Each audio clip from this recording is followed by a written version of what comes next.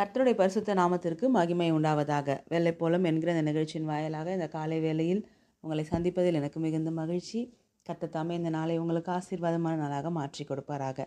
உங்களுக்காக ஒரு வேத பகுதி வாசிக்கிறேன். அப்போஸ்தலர் 7ஆம் அதிகாரத்தினுடைய 54, 55, 56 ஆகிய வசனங்கள்.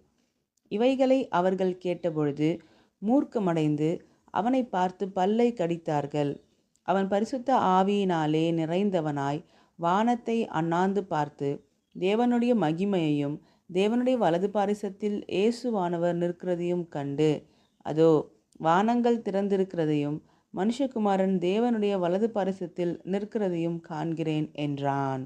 பாருங்க, இங்கே ஸ்தேவானை குறித்து சொல்லப்பட்ட ஒரு வார்த்தையை வாசிக்க முடிகிறது. என்ன?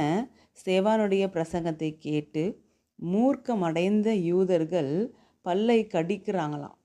ஆனால் ஸ்தேவானுடைய பார்வை எப்படி இருக்குது பாருங்களேன். நான் இவ்வளோ இவங்களுக்கு பிரசங்கித்தும் இவங்க என்னை பார்த்து பல்ல கடிக்கிறாங்களே அப்படின்னு ஸ்தேவான் புலம்புறதை நீங்கள் பார்க்க முடியல. மாறாக ஒரு சாட்சி எழுதப்பட்டிருக்கிறது. என்ன அப்படின்னா, அவன் பரிசுத்த ஆவியினால் நிறைந்தவனாக வானத்தை அண்ணாந்து பார்த்தபோது இயேசுவானவர் தன் பட்சமாக தன் சார்பாக நிற்கிறதை அவன் பார்த்தான் என்று வாசிக்கிறோம்.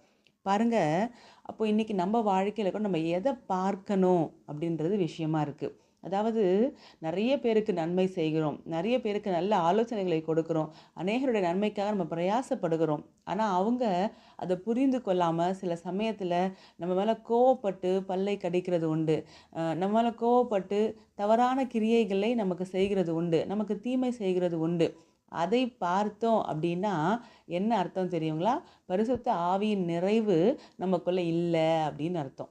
அப்போது பரிசுத்த ஆவியானவர் ஒரு மனிதனுக்குள்ளே வரும் பொழுது, பரிசுத்த ஆவியானுடைய நிறைவு ஒரு தேவ பிள்ளைக்குள்ளே காணப்படும் பொழுது என்ன நடக்குது அங்கே அப்படின்னா, அவன் தீமையை அல்ல, குறைவுகளை அல்ல, நிறைவை பார்க்க தொடங்குகிறான். மனிதர்களை அல்ல, தேவனை பார்க்க தொடங்குகிறான். இங்கே பாருங்க, அவ்வளோ பேர் பல்ல கடிக்கிறாங்க.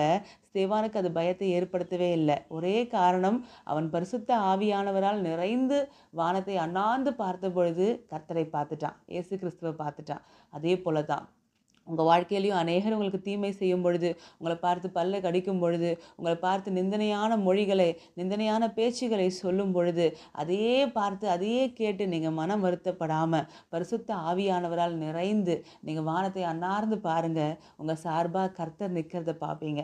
அதோடு உங்களுடைய எல்லா பிரச்சனையும் சால்வ் ஆகிடும். மனுஷங்க உங்களுக்கு விரோதமாக நிற்கிறத பார்க்கறதுனால தான் பயப்படுறீங்க. கர்த்தர் உங்கள் பட்சத்தில் நிற்கிறத நீங்கள் பார்க்கும் பொழுது இந்த எல்லா பயங்களிலும் இருந்து நீங்கள் வெளியே வந்து இன்னும் மகிமையான காரியங்களை கர்த்தருக்காக செய்வீங்க. எனவே இந்த காலை வேளையில் ஒரு தீர்மானம் எடுங்க. எதை பார்க்க போகிறீங்க? கீழே இருக்கிற மனிதர்களையா, உங்கள் பட்சத்தில் நிற்கிற உங்கள் தேவனையா? அதை நீங்கள் தான் தீர்மானம் பண்ணணும். நம்ம ஜெபிக்கலாம். பரலோக தகப்பனே, ராஜா உம்மை ஸ்தோத்தரிக்கிறோம். உமக்கு நன்றி செலுத்துகிறோம்.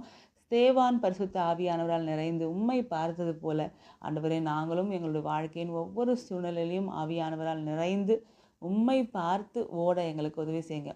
மனிதர்களை பார்த்து விழுந்து விடாதபடி ஆண்டவரே, உம்மையே பார்க்கக்கூடிய கிருபை எங்களுக்கு உண்டாவதாக. இயேசு கிறிஸ்துவின் நாமத்தில் ஜெபிக்கிறோம் பிதாவே, ஆமேன். தேங்க்யூ. God bless you.